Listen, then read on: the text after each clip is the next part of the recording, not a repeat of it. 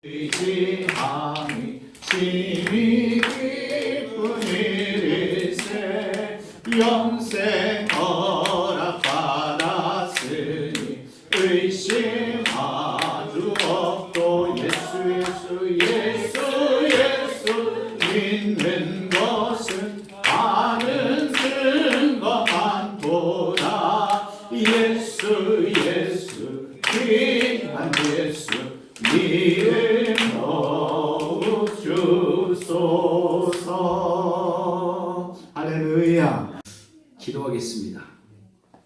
사랑과 은혜가 풍성하신 하나님, 올해도 어김없이 함께하는 목회, 함께 사는 교회란 주제로 2024년 1학기 햇불회를 배설케 하시고 이제 종강 예배로 하나님께 영광을 돌리게 하시니 참으로 감사합니다.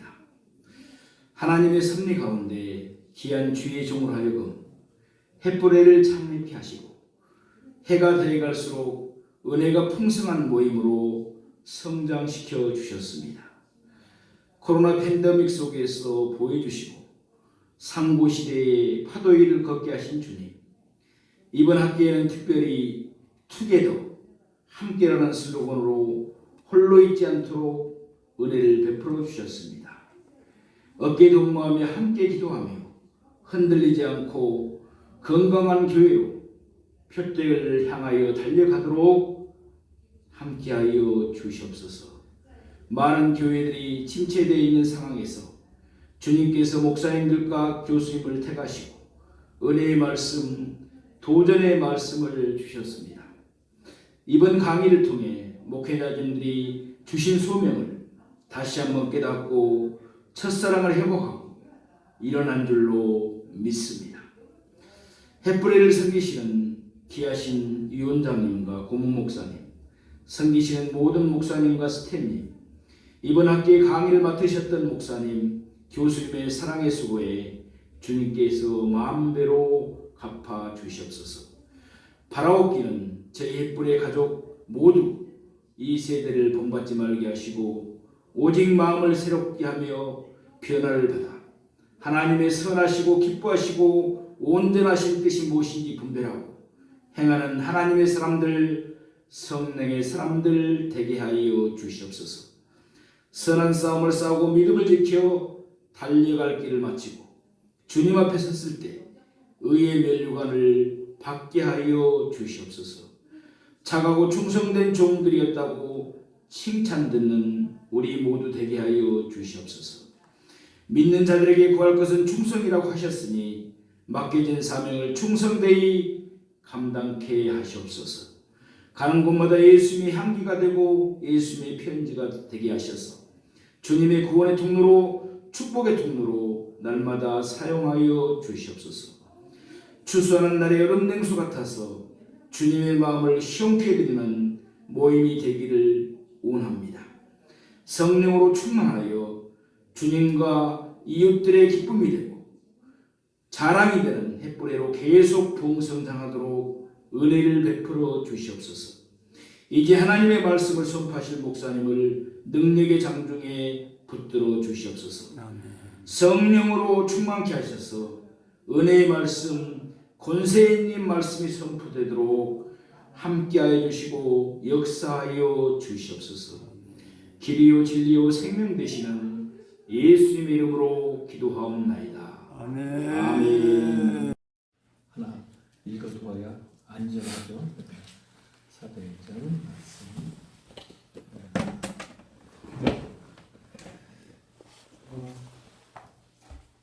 스테반이 설교하는 태도인데 실제로 스테반은 6장 8절부터 기사가 시작돼요. 스테반이 은혜와 권능이 충만하여 큰 기사와 표적을 인간에 행했다.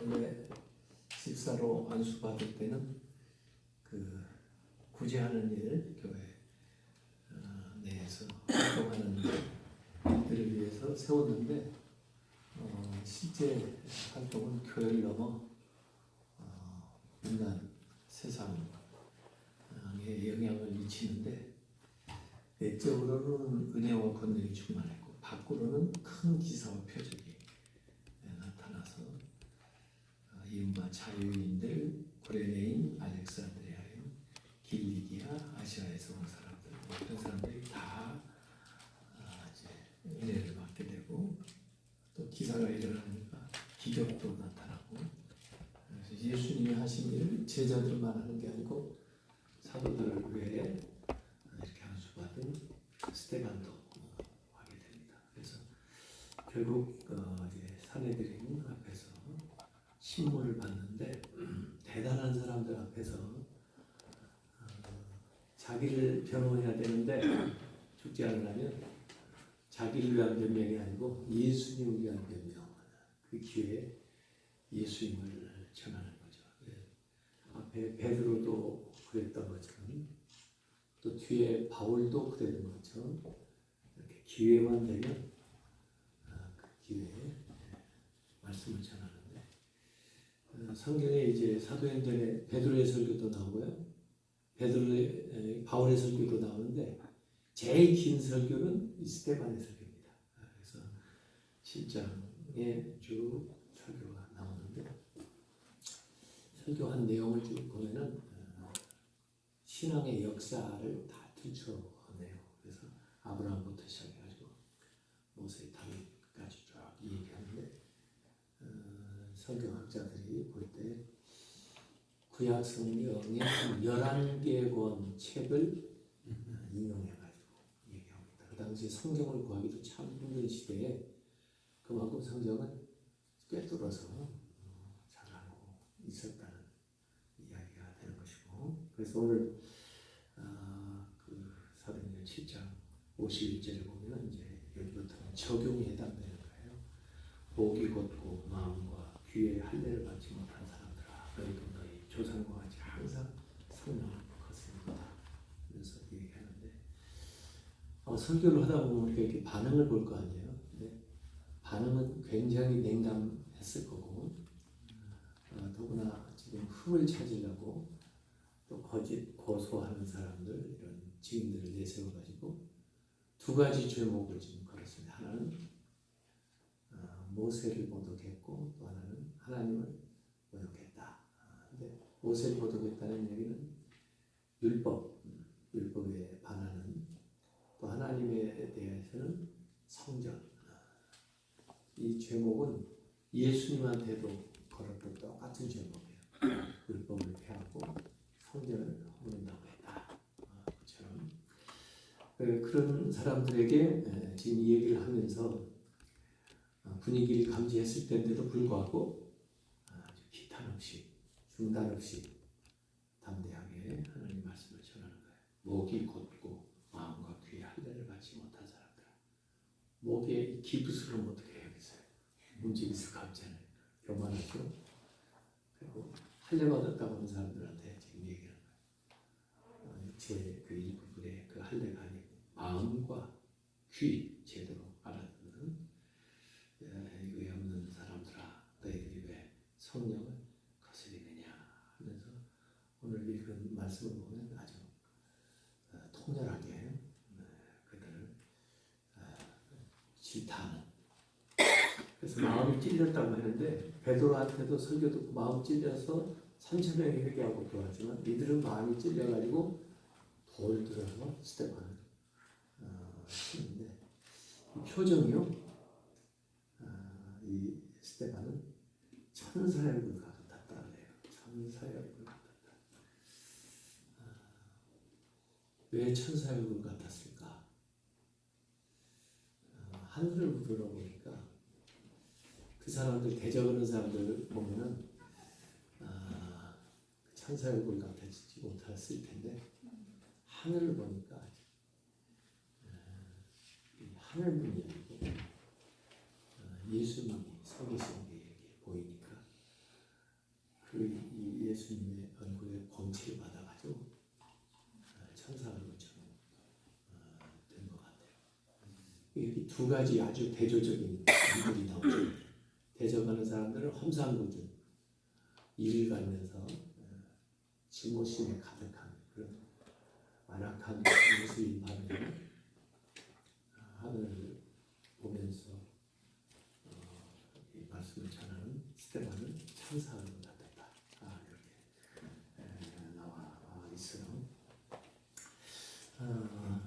예수님이 하나님 우편에 우리 신앙 고백에 보면 앉아 계시다고 그러잖아요.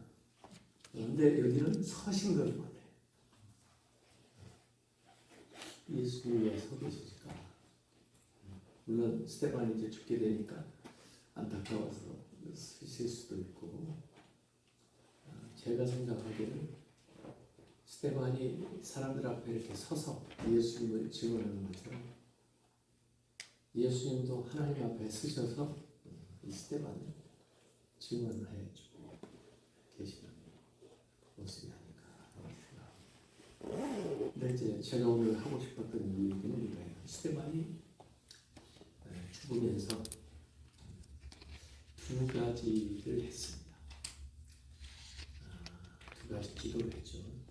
그러니까 설교를 하고 기도하고. 그런데 그 기도 안에 두 가지 기도를 했어요. 우리가 뭘 남길 건가? 무엇에 목숨을 걸 건가? 스테반은 설교에 목숨을 건 거예요. 이 말씀하고 목숨하고 맞바꾼 거예요. 그래서 내가 마지막으로 한다면 어떤 설교를 하겠나? 제가 마지막 설교를 준비하고 있어요. 은퇴가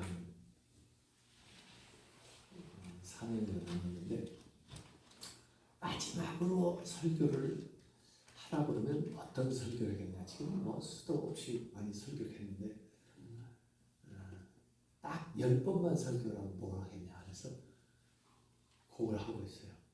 그래서 이제 제가 그걸 책으로 내고 저는 은퇴할 거야. 네. 진짜 우리가 뭐 많은 말씀을 전하고 있지만 진짜 핵심이 되는 꼭 전해야 되는, 또 들어야 되는 그런 말씀이 있을 거라고요. 그걸 이제 이 스테반이 하는 건데, 그래서 말씀에 목숨을 건다. 그 말씀 때문에 죽는 거죠. 또 그 말씀을 전하기 위해서 목숨을 거는 겁니다. 그래서 나에게 주어진 이 순간에, 이 기회에 내가 할 수 있는 일이 뭔가? 그 사람은 설교, 그리고 기도를 남겼습니다. 이 기도는 예언과 같아서 언젠가 그 기도가 어느 순간에 이루어집니다. 근데 두 가지 기도였어요. 하나는 저를 용서해 주세요. 올라서 그랬습니다. 용서 기도. 그 다음에 두 번째는 의탁의 기도입니다. 내 영혼을 주님께 부탁합니다. 이 기도도 예수님이 하신 기도를 그대로 메아리 하는 겁니다. 예수님이 하신 십자가상에서 저들이 올라서 그래요. 저들을 사하여 주십시오. 그리고 내 영혼을 주님께 의탁합니다. 예수님 기도하고 그대로 메아리 쳤어요. 저는 거기다 하나 더 붙여서 더 먼저 그런 기도를 하고 싶어요. 저를 용서해 주세요. 지금까지 제대로 못한 거 용서해달라고 회개 기도하고, 그 다음에 저들도 용서해 주세요. 저한테 혹시 잘못한 말 흘리나면 다 제가 용서합니다. 저는 용서해 주세요. 그리고 제 영혼을 받아주세요. 그렇게 기도하면 될 것 같습니다. 그 김미화 씨 개그 어머니 있죠? 그분이 간증을 해보니까 자기는 죽고 나면 묘비에 그렇게 써주면 좋겠다. 웃기고 자빠졌네. 죽을 때까지 웃기고 살다가 자빠졌나 나와요. 웃기고 자빠졌네를. 그 얘기 듣고 나는 그렇게 써야 되겠다. 설교하고 자빠졌네. 그러면 기도하고 자빠졌네. 그러면 좋을 것 같아요.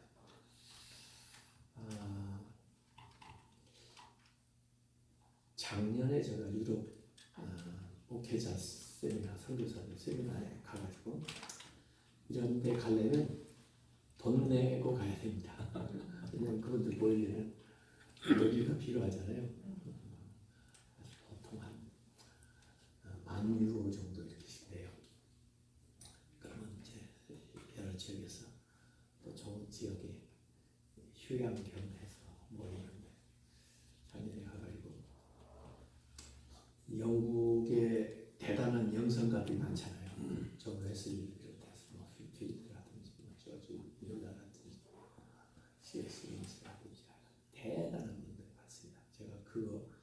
시리즈로 한 40번 설교한 적이 있는데 그 얘기를 했더니 그 중에 어떤 분이 목사님 불란서에도 대단한 거 있어요. 내가 불란서는 잘 모르고 그랬잖아. 뭐가 대단한데 그랬더니 불란서에 위구노가 있어요. 네. 근데 위구노에 대해서 제가 그렇게 연구를 많이 못해가지고 그래요. 그러면 좀 안내 좀 해주세요. 그랬더니 언제든지 오세요. 네. 그리고 제가 지금 토요일에 들어왔거든요. 지난 토요일에 한 10일 동안 일단 파리로 가가지고 렌트카 빌려서 한 4,500km를 달렸어요. 거의 매일 4,500km씩 달렸는데 경치가 너무 좋으니까 평소에 저 운전 잘 안 해요. 그런데도 운전이 피곤한 줄 모르고 내가 이번에 안 사실입니다. 밥을 한 끼만 밥이 아니라 빵을 먹었죠. 빵을 한 끼만 먹고도 얼마든지 살 수 있다는 걸 알았거든요. 그리고 한국 음식 17일 동안 한 번도 안 먹어도 살 수 있다는 걸 알았거든요. 이제는 그렇게 안 해봐가지고 몰랐어요. 그리고 해가 지금 유럽은 불란서는 한 9시까지 떠 있습니다. 그래서 진짜 이동할 수 있는 시간이 많은데 그래서 해 지는 걸 항상 봤는데 해 지기 전이 제일 강렬하게 태양이 비칩니다. 그래서 제가 이제 4년여 남았는데 어영부영 끝내지 않고 막판에 그냥 강렬하게 부딪히고 살아지리라 이런 생각을 하고 왔는데 지금 거기만 유채꼬리만 말하고요. 아니에요. 유치원이 되면은 라벤더가 또 하죠. 올림픽이 파리에서 열리게 돼서 대단히 준비하고 있는데 가서 보고 배운 게 어마어마하게 많고 얘기하려면 몇 날 며칠 철야를 해야 되는 거라 얘기할 수가 없고 그래서 우리 교인들은 저보고 자꾸 갔다 오라고 그래요. 왜냐면 자기들 앉아서 다 들으니까. 자기들이 가서 못 보는 거 나는 다 보고 와서 얘기를 해주니까요. 그래서 읽어놓은데 그래도 내가 읽은 책 중에는 송원용 목사가 쓴 그 파리에서 목회하고 있어요. 이 사람이 위구노처럼 이 책이 그래도 잘 썼어요. 그래서 제가 이 책 외에 몇 권을 읽고 갔다 왔는데 저는 어디 가든지 십자가를 수집합니다. 이게 위구노 십자가입니다. 십자가 사왔죠. 이 네 개가 사복음서를 얘기하고요. 이게 하나씩이 8개죠. 이게 팔복이에요. 성령이 이렇게 하래요. 이렇게 위구노 예배당 강단에는 이렇게 다 이렇게 십자가가 있거든요. 그래서 이걸 저는 십자가를 수집하는 사람이니까 십자가를 지지를 못하니까 십자가 자꾸 모아놓는 거예요. 모아놓지 않고 지지도 않는 이거 어떻게 되겠어요? 그래서 그런 건데 그래서 위구노의 발자취를 따라서 쭉 제가 몇 년 전에는 수도원만 쫙 돌아다닌 적이 있어요. 프랑스의 깨지의 공동체에 가서 같이 하시고 있었는데 지금 수도원이죠. 독일 사람들이 많이 있는데 우선 개혁자들 그러면 독일의 루터 그리고 이 프랑스에는 칼빈이라고 얘기하는 칼뱅. 이 칼뱅이 프랑스에서 있을 수가 없으니까 너무 박해가 심하니까 이 스위스 중립국인 제네바에 망명한 거죠. 그래서 또 자기처럼 난민으로 또 망명해서 온 사람들 목회를 제네바에서 제네바하고 바로 불란서가 붙어 있으니까 거기서 목회를 쭉 하면서 결국 거기서 죽었죠. 마지막까지. 그래서 칼뱅이 이제 기독교 강요를 쓰고 우리 한국의 이제 장로교를 하면 다 칼빈의 영향을 받은 건데 그거는 원래 블란서 사람인데 위구노의 일원이라 이렇게 보는 거죠. 그 블란서의 개신교인들은 다 위구노입니다. 그리고 그들이 스위스에 가서 대단한 일을 한 사람이 대표적인 게 칼뱅이고 그 밖에도 많이 있어요. 그리고 한 200년 후에 영국의 웨슬리. 이 영국은 이제 국교회로 해서 나라적으로 헨리 14세가 아예 분립을 했기 때문에 캐톨릭에서 그래서 자연스럽게 다 성공해요. 캐톨릭에서 나와버리면서 개혁교회가 돼버린 거죠. 그중에 이제 웨슬리는 평생 성공해 신부 목사로 살았는데 결국 이제 그를 따르는 사람들이 이제 감리교 이렇게 해서 제가 속한 성균교회는 이제 감리교 쪽에 웨슬리의 영향을 받았으니까 웨슬리 공부를 많이 했는데 상대적으로 칼뱅이라든지 루터 공부를 많이 못했어요.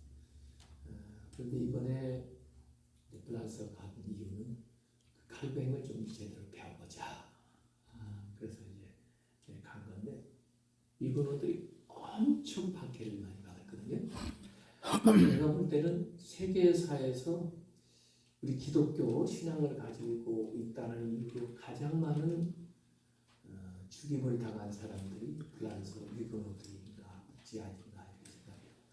그래서 성 바들로의 축일에 블란스에서만 한 3,000명 같은 날 죽었는데 마치 내가 생각할 때 그 에스더서에 나오는 그 하만이 모르드게 죽이려고 했다가 하만하고 그 민족이 몰살당한 것처럼 이 천주교인들에 의해서 기독교인들이 엄청 죽임을 파리에서 한 3,000명 그 성당 옆에서 막 죽여가지고 에펠탑 있는 데다가 다 갖다 집어 던졌는데 그 전에는 에펠탑이 없었죠. 거기가 공동묘지였는데 거기 이제 나중에 에펠탑을 만들었지만 그 피가 세느강에 피바다가 돼서 막 흘렀다고 해요. 전국적으로 보면 33,000명 같은 날에 죽었어요. 이건 그냥 대학살이라고 하죠. 대학살. 이건 그냥 보통 순교가 아니에요. 우리나라 6.25 때 빨치산 공산당에 의해서 죽은 사람들이 1,700명이라는 통계가 얼마 전에 진실화해위원회에서 나왔어요. 1,700명. 그것도 엄청난 숫자인데 순교자들이죠. 같은 날 블란서 위그노들이 33,000명 죽고 그걸 시발점을 해가지고 위그노들 개신교인들을 죽이는 거죠. 루터도 어림을 당했지만 그래도 독일은 그 루터를 지지하는 제후들이 많이 있고 그러는 바람에 개신교 쪽으로 우리 기독교 쪽으로 루터는 이 독일 기독교를 많이 기울었고 그래서 교황청하고 사이를 두고 블란서는 여전히 정치적으로 가톨릭. 산치가 죽었을 때 이 교황이 막 3일 동안 축제를 벌였다고 해요. 너무 좋아가지고 사람 죽였고 각 지역에서 그래도 기독교인들이 봉기가 일어나고 그러니까 정부군이죠. 캐톨릭 나라니까 그래서 막 알사라도에서 가고 이렇게 해서 막 투쟁하고 그러면서 있었던 위치들을 그 지역들을 제가 탐방을 쭉 했어요. 사실은 제일 먼저 개혁운동이 일어났던 것은 루터보다도 더 먼저 이 블란서에서 말도파들이 일어났던 거고 모라는 지역인데 모라는 지역에서 일어난 거고 그 영향을 받은 게 이제 나중에 칼빈인데 블란서 사람들이 참 대단했습니다. 근데 현재 블란서 캐톨릭이 한 82% 현재도 캐톨릭 국가죠. 모슬렘이 한 8%, 우리 기독교가 한 3%도 안 됩니다. 그래서 개신교를 찾아보기가 참 힘든 게 블란서예요. 그 사람들이 이분에 후예들이다. 나중에는 막 다 색출해서 죽이니까 세벤느라는 그 광야 지역까지 숨어 들어가 가지고 몰래 이동식 강단 성찬대 가지고 다니면서 예배드리고 예배드릴 때 산 위에서 망보고 그런 유적들 모여있는 세벤느 지역 박물관, 광야 박물관. 여기 스테반도 광야교회라는 얘기를 38절에 7장 38절에 얘기했는데 그 광야 생활을 그때 했던 그 지역도 제가 가보고 그 믿는 사람들 여자들은 거기에 모르토라는 성에 가니까 그 성에는 그 여자들을 막 믿는 사람들 잡아다가 감옥에 가두는 어떤 여자는 39년 동안 수감돼 있다가 그 나온 여자들 무관순 같은 여자들하고 내가 가서 보니까 듀랑이라고 마리듀랑이라고 하는 여자들 어쨌든 거기 가니까 이 돌에 새겨져 있는 거 있어요. 한번 그림 한번 보세요. 돌에 아니 그거 이 그림은요 이분을 잘 나타내는 그림이에요. 성경이 한쪽 있죠. 성경 그렇죠? 한쪽에는 성경이 있고 한쪽에는 사람들이 있죠. 네? 성경의 무게, 네? 성경의 무게가 얼마나 큰가. 모든 성직자들 다 그걸 합친 무게보다 성경이 더 크다 하는 것을 나타내는 거예요. 그 하나님의 말씀의 무게. 그러니까 스테반이 거기다 목숨을 거는 거죠. 하나님의 말씀은 모든 것보다 더 무겁다. 무거운 말씀이다. 엄중한 말씀이다. 변함없는 말씀이다. 이런 거죠. 그러니까 교황에 대해서도 아니라 얘기할 수가 있는 거예요. 그리고 거기 이제 돌에 새긴 거, 그 여인들이 수감되어 있던 곳에 제가 가서 앞에 뜰에 있던 사진, 뜰에 있던 그 돌 새긴 거 찍어온 게 하나 있는데 거기에 보면은 세 가지 심벌이 그 나와 있어요. 하나는 지금 보여드린 그 십자가가 있고 또 하나는 창살이 있는데 그 창살은 뭐냐면 그게 바로 이제 여자들이 이제 감옥에 갇혀 있는 창살 그거고 또 하나는 겔리선 그 배가 있어요. 그 배는 이 남자들은 잡아다가 노예처럼 그 배 밑창에 발도 착고에 채우고 손도 착고에 채워가지고 그 배를 노를 젓는 평생 그 일을 시키고 다행히 또 거기서 탈출한 사람들은 각 나라로 주변국으로 망명을 하거나 난민으로 갔는데 그 당시 위군어들이 참 우수한 사람들이 많았거든요. 각 나라에 가서 독일에 가서 자동차 산업을 일으켜서 벤츠 같은 거 이런 거, 또 스위스에 가서 시계 산업을 일으켰어요. 그래서 시계가 유명. 이런 식으로 네덜란드, 심지어 미국까지 이렇게 건너가서 그렇게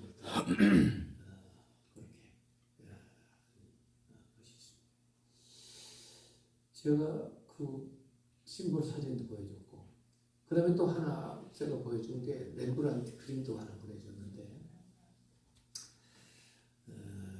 이 렘브란트 이 그림은 저기 이제 불란서의 거기 이제 어느 박물관이냐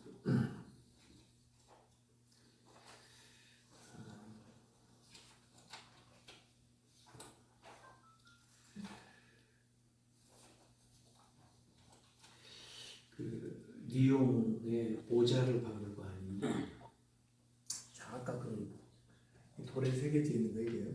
갤리선하고 저게요.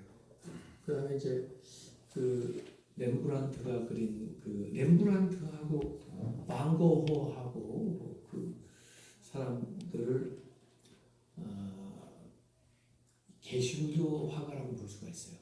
그 그림이 그 방고호가 활동하던 곳도 남고가 죽은 것도 제가 가보고 그랬는데 이 렘브란트가 제일 처음 이 기독교화 그림을 많이 그렸는데 그 제일 처음 그린 그림이에요. 1625년에 한 20대에 처음 그린 그림에 이 스테반의 순교입니다. 제목. 그래서 스테반이 돌에 맞아 죽는 그 광경인데 거기에 누구를 그려놓냐면 렘브란트 자신을 그려놨어요. 요게 렘브란트예요. 이 렘브란트 그림을 보면요, 자기를 종종 그려놔. 예수님 십자가에. 왜? 나 거기 있었다 이거지. 나 지금. 사실은 나중에 스테반이 스테반의 후계자가 누가 되냐면요, 바울이 됩니다. 자기를 따르는 사람이 후계자인 게 아니고 자기를 적대하던 사람이 후계자가 되는 거죠. 그건 충격을 받았을 거예요. 바울이 어떻게 자기를 미워하는 사람들을 위해서 기도할 수 있나? 어떻게 저 사람은 죽어가면서 저렇게 마음이 평안하고 얼굴이 밝아질 수가 있나? 어떻게 이런 사람들 앞에서도 참 저 사람 무식한 줄 알았는데 담대하게 이런 말씀을 전할 수 있나? 이게 도대체 뭐냐? 이게 평생 따라간 거예요. 그래서 결국은 바울이 회심하고 나서 주님이 자기에게 말씀할 때도 그런 얘기합니다. 제가요 이런 사람이었잖아요. 스테반 죽일 때 그거 당연하다고 여기고 못 지키던 사람인데 어떻게 저한테, 또 다른 사람들이 제가 그런 사람인 다 알 텐데 어떻게 제가 그들에게 가서 뭐 이렇게 얘기하는 거 보면 스테반이 이 바울의 생애에서 놀라운 그 역사를 일으키는. 그러니까 이제 저는 이런 생각 항상 해요. 그리고 장례식 가면 항상 그런 얘기합니다. 우리의 죽음조차 다른 사람에게 선물이 되게 하자. 이게 스테반은 죽었지만 직접적으로는 바울에게 위대한 선물이 된 거고요. 그리고 교회사에 위대한 선물이 됐습니다. 아까 제가 위근호 얘기를 한 것은 위근호들이 사실은 그렇게 많이 사라지고 지금 프랑스에서도 지금은 자유롭게 신앙생활을 하는데도 불구하고 신앙생활을 제대로 못하는데, 그럼 그 위근호의 그 희생은 그들이 남긴 그 유산을 누가 이어갈 거냐? 우리라도 이어가야 되지 않냐? 우리가 이어가야 되지 않냐? 그게 이제 제가 생각하는 거예요. 그래서 위근호를 보고 와서 사람들에게 이제 가르치려고 합니다. 그래서 여러분들이 위근호에 대해서 좀 관심을 가지세요. 위근호를 유튜브에 쳐보면 저런 강의들이 많이 나와요. 성바델론의 대학살이 나고요. 낭트 칙령이라는 게 나옵니다. 낭트라고 하는 성에서 앙리 4세가 기독교에게 자유를 일시적으로 줬던 그 칙령. 그래서 제가 낭트성에도 가보고요. 그런데 그 앙리 4세의 손자가 되는 루이 14세가 그 낭트 칙령을 또 폐기하는 뽕땡블루 칙령이 있습니다. 뽕땡블루 성에서 발표해요. 대단한 성입니다. 뽕땡블루 성도 가보고요. 그러면서 그야말로 102년 동안 아주 심각한 박해가 시작되죠. 그런 다음에 루이 16세가 들어서 가지고 다시 종교의 자유를 주는. 그래서 한 200여 년 동안 유교들이 박해를 받고 그 다음에 이제 종교의 자유를 얻게 돼서 지금은 이제 프랑스는 정교 분리 원칙, 정치와 종교를 분리하자. 그런 미국도 그런 거죠. 왜냐하면 정교 일치 사회에서는 이렇게 캐톨릭이만 엄청나게 박해를 하거나 또는 뭐 보수님이 그럴 수도 있고요. 뭐 이렇게 엄청난 일들이 발생하는 과거의 역사를 경험했기 때문에 그것을 이제 분리하려는 운동이 일어나지만은 어쨌든 그 위근호의 길을 따라가야 됩니다. 그래서 난 언제 내년쯤 제가 인솔에서라도 한번 그것을 가고 싶어요. 파리 길 중심에서 주 프랑스로 보면 영국 쪽에 가까운 서쪽이죠. 서쪽 해안을 쭉 타고 내려가는 노르망디 남쪽으로 내려가면 그다음 몽플레야 그 근방에 있는 세덴 이 프랑스 니스에 가면요 샤갈 뮤지엄이 있는데 야 거기가 막 기독교 성화들만 대단한 곳이고요. 오해근데 다니다 보면 정신없죠. 밥 먹을 시간이 없죠. 그래서 아침에 먹고 그냥 정신없이 다니니까 자고 같이 갔던 제 아내는 다시는 같이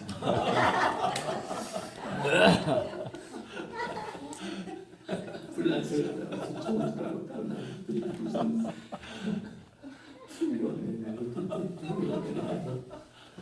아침밖에 안 먹고 그냥 저녁 또 본인이나 먹지 말지 그냥 뭐 자기도 먹을 시간이지. 그리고 내가 발이 얼마나 빠른지 걸어가고 한 100m 앞에 항상 가니까 매일 2만 보 이상씩 걸었는데 따라가기 힘들고 우리가 십자가를 못 지면 그렇게라도 해야 될까.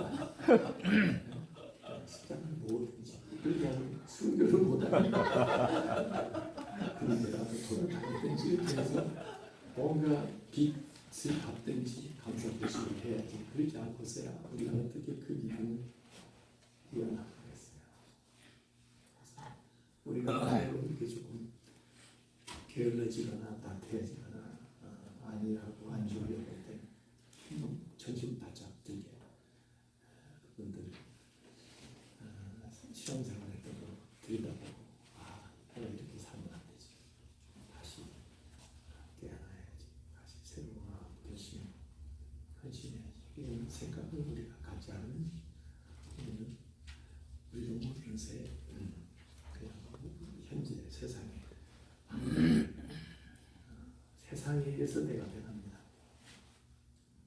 나를 지키기 위해서라도 우리가 말씀을 이렇게 하는데 이 말씀의 무게가 얼마나 큰가 하는 것을 이 말씀은 우리 목숨하고도 갖고도 아깝지 않은 그런 말씀. 나한테 마지막 기회가 주다면 나는 이 말씀을 전하다가 죽겠다. 그래서 나는 설교하고 자빠졌다. 기도하고 자빠졌다. 그렇게 하는데 이번에 하여간 그 횃불에 열심히 참여해주시면 감사해요. 또 지난 마지막 강의를 제가 했으니까 더 할 얘기는 없고 그렇게 기억하시고 이거는 십자가. 네. 기도하겠습니다. 아버지 하나님, 우리 서울 횃불회가 우리 횃불회 가장 복음이 된 횃불회가 되어야 될 텐데 말씀밖에 없습니다. 주님의 십자가밖에 없습니다. 우리 앞서간 세대의 사람들은 정말 목숨 걸고 신앙을 지켰는데 우리는 이렇게 자유로운 환경 속에서 신앙생활을 제대로 못하고 있습니다. 지금도 이 지구상에서는 믿는 사람들 가운데 7분의 1이 혹독한 박해 속에서 신앙생활하고 있는데 그 편안한 환경이 주어졌다고 감사하지 못하고 그러지 못한 사람들 생각하지 못하고 하나님 앞에 제대로 충성하지 못하는 것은 용서하여 주시고 마음을 가다듬고 주님 앞에 나아갈 수 있도록 역사하여 주시옵소서. 아멘. 기간에 수고하신 우리 총무 목사님, 모든 회원들, 조장님들 주님의 성령으로 축복하여 주시옵소서. 아멘. 예수님의 이름으로 기도합니다. 아멘.